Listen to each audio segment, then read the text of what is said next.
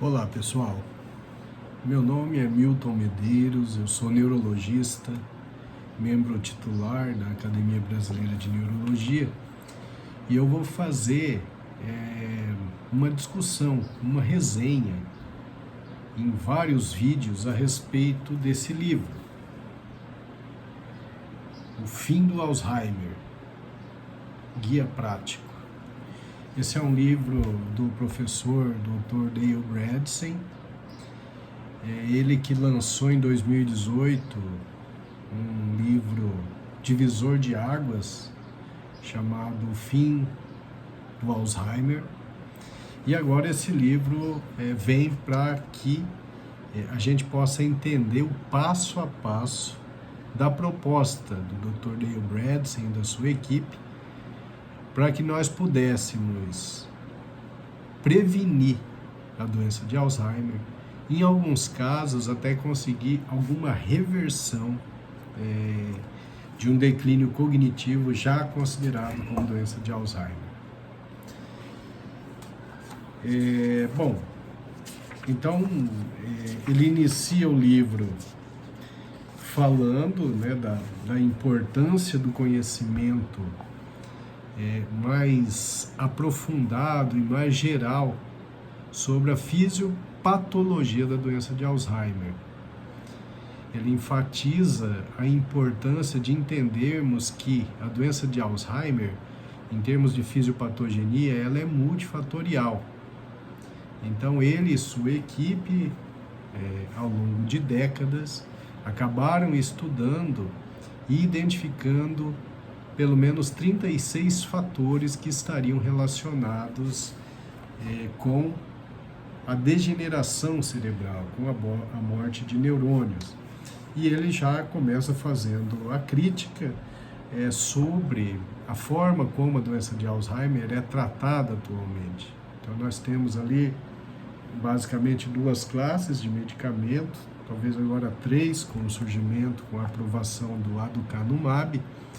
Então são medicamentos que atuam em poucos mecanismos de ação, em poucos mecanismos da destruição neuronal. Então, nós temos os inibidores de colinesterase, nós temos os antiglutamato, como é o caso da memantina, nós temos então agora o anticorpo monoclonal, mas então são substâncias que atuam em poucos mecanismos que poderiam levar à doença de Alzheimer. E aí vem a crítica do Dr. Dale Bredesen, que essa tentativa de atuar em mecanismos isolados não teria sucesso, mas que o correto seria, na verdade, uma abordagem mais completa no sentido de dar todo o suporte para que o tecido cerebral funcione bem. E realmente é uma visão muito interessante a dele, né? Então, sabendo que a doença de Alzheimer tem múltiplos fatores, nós temos que atuar, então, nesses múltiplos fatores, no sentido de, principalmente, poder fazer a prevenção. Ele também cria aquela ideia, que eu acho bastante interessante como neurologista, de uma avaliação para as pessoas que não tenham nenhum tipo de queixa. É o que ele chama de cognoscopia, que seria uma avaliação das pessoas, as pessoas que chegassem aos 45 anos, para sabermos se existe algum fator que possa predispor essa pessoa a fazer perda neuronal e, consequentemente, já atuaríamos nesse fator. Uma ideia muito interessante, né? Então, essa avaliação é uma avaliação simples, que vai se basear em alguns exames de sangue, para ver níveis de vitaminas e minerais, para ver glicemia, insulina de jejum, enfim, homocisteína, múltiplos múltiplos fatores relacionados à bioquímica cerebral que nós poderíamos conhecer aprofundadamente e corrigir de forma precoce. Além desse exame de sangue, uma avaliação cognitiva, nós temos então as escalas, como por exemplo a MoCA, que é uma escala que eu particularmente utilizo com uma certa frequência na clínica, mas nós temos também outras formas de avaliar. Essas escalas de avaliação cognitiva irão mostrar se a gente tem algum distúrbio em algum domínio cognitivo, seja na memória, na concentração, na velocidade de processamento, na função visoespacial, enfim. Avalia-se, então, a função para saber se o cérebro realmente está em ordem. E também ele preconiza para aqueles pacientes que têm alguma alteração em algum domínio cognitivo, que se faça também uma ressonância magnética nuclear, às vezes uma volumetria por ressonância magnética nuclear, mas o que importa é essa ideia de que por volta dos 45 anos, mesmo que você não tenha nenhum tipo de patologia, é importante que você vá ao neurologista sim, para que possa identificar precocemente alterações bioquímicas, alterações de erros de dieta, alterações relacionadas a intoxicações que vão levar o indivíduo a ter declínio cognitivo no futuro. Então é muito importante essa avaliação precoce, mas é claro, tem que ser feita, essa avaliação precisa ser feita por um neurologista que concorde com essa abordagem do Dr. Dale Bredesen, tá? Eu particularmente concordo, tenho meu próprio protocolo de cognoscopia, né, se é que podemos chamar assim, mas um protocolo em que precocemente eu já começo a tentar fazer prevenção para que as pessoas não façam a destruição neuronal. Hoje isso é uma tendência, né? São muitos os estudos mostrando que existem os fatores preventivos, sim, né? Já que nós sabemos quais são os fatores que vão destruindo o cérebro de forma gradual, se nós atuarmos nesses fatores, isso é uma forma de prevenção. Bom, ele discute já no início do livro sobre a forma como a proteína precursora do amiloide, que é a proteína que, quando é clivada no sítio errado, né, na porção errada, acaba produzindo os 4 cavaleiros do Apocalipse, né, que é a proteína precursora do amiloide beta. Então, quando a beta-secretase é quem quebra a proteína do amiloide, então vai produzir a proteína beta-amiloide, que é aquela substância que é um marcador praticamente da doença de Alzheimer, a J-CASP, C31. Então ele comenta sobre essa clivagem inadequada da proteína precursora do amiloide, que leva à formação de substâncias, de proteínas que acabam acumulando no tecido cerebral e levando então à perda de função. Ele já faz uma discussão também a respeito da genética da doença de Alzheimer, lembrando que genética não é destino, então se investiga geneticamente a ApoE, a apolipoproteína E, e a gente sabe que quando existe o alelo E4, aumenta muito o risco de doença de Alzheimer. Então ele coloca que um E4 com uma cópia só, que a gente chama de heterozigose, mostra que o indivíduo tem ali um risco de 30% de chance de desenvolver a doença de Alzheimer. Se for homozigose, 2 cópias do alelo E4 na apolipoproteína E, então o risco para desenvolver doença de Alzheimer é maior que 50%. No entanto, mesmo que você tenha essas alterações genéticas, se você combater os outros fatores que são responsáveis pela destruição neuronal, é possível que você nunca vá ter a doença.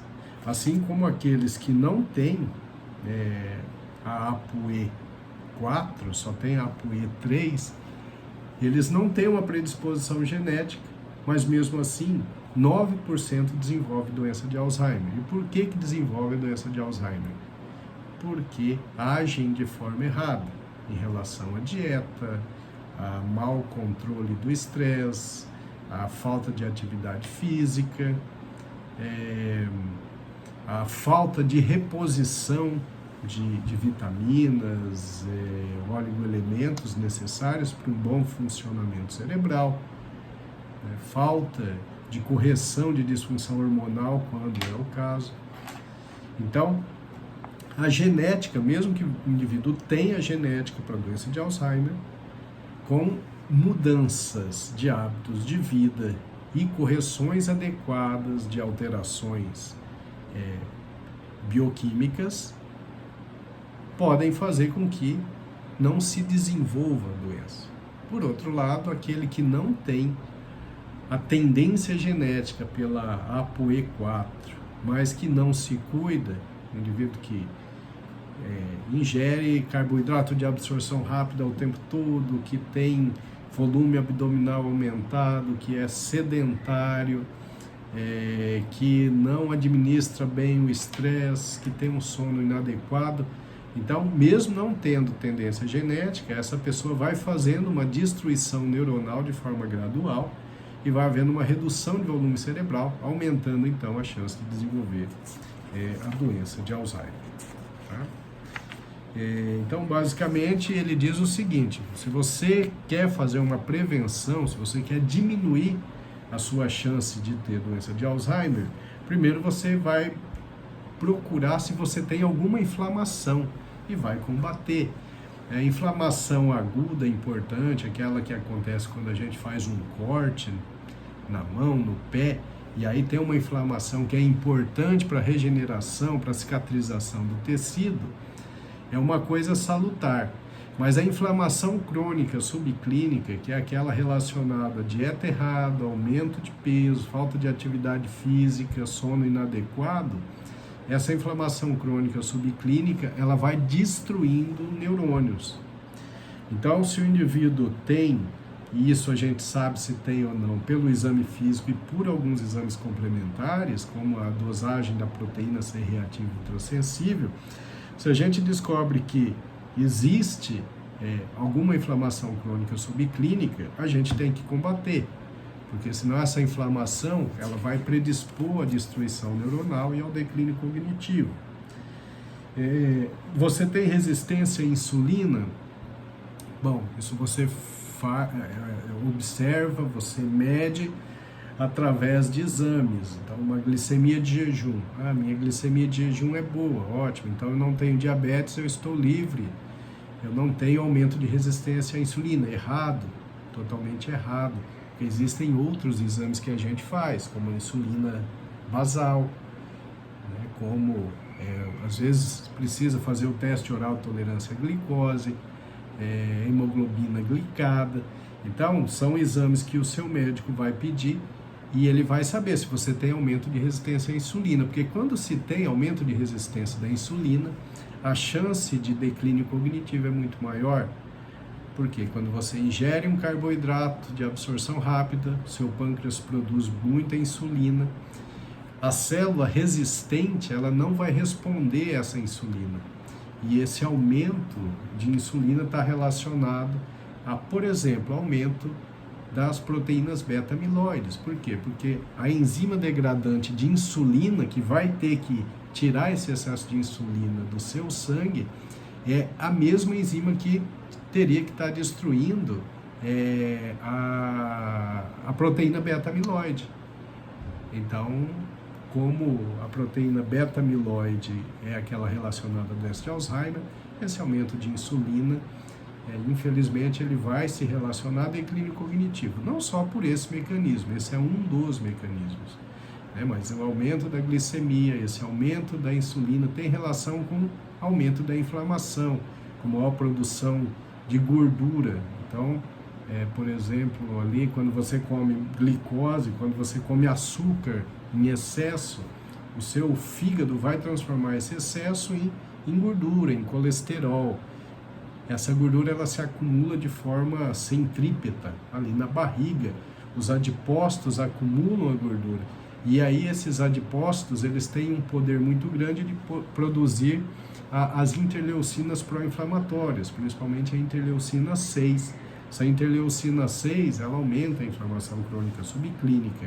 Ela atua lá no cérebro, reduzindo a quantidade de fator neurotrófico derivado do cérebro e, consequentemente, você perde a capacidade de manter boas conexões entre os neurônios, perde a capacidade de regenerar células destruídas.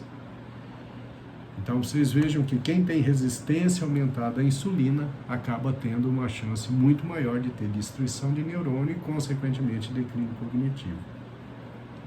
E depois ele faz outra pergunta. Você tem um nível ideal de nutrientes, hormônios e fatores tróficos? Isso é importante, né? Porque para que você tenha um neurônio bem funcional, é importante que você dê todos os substratos que ele precisa. Então, ele precisa de vitaminas, ele precisa de micronutrientes, macronutrientes. Então, no protocolo do Dr. Dale Bredesen, ele atua em cada uma dessas fendas, né? Que na verdade é isso que a gente vai fazendo, a gente vai deixando fendas ao longo da vida. Por exemplo, uma fenda que tem lá uma deficiência de vitamina D, ou uma deficiência de B12, ou uma deficiência de zinco, ou uma deficiência hormonal. Essas fendas, elas acabam resultando em morte de neurônio. E esse protocolo do Dr. Dale Bredesen permite com que a gente consiga preencher essas fendas, preservando então o tecido cerebral, tá? Então, esse é o primeiro capítulo, né? É lógico que ele fala de outras coisas aqui, né? Então, por exemplo, se você tem infecções subclínicas, como uma gengivite, uma periodontite, isso pode estar te provocando pouco incômodo no dia a dia, mas você está mantendo uma inflamação crônica subclínica que está matando o neurônio no dia a dia. Então, esse primeiro capítulo é importante, ele também fala um pouquinho das toxinas do ambiente e depois, agora para frente, a gente vai para o capítulo 2 e eu vou fazendo os comentários para vocês, tá certo? Então, essa é uma discussão, uma resenha do livro O Fim do Alzheimer, Guia Prático, do Dr. Dale Bredesen. Obrigado.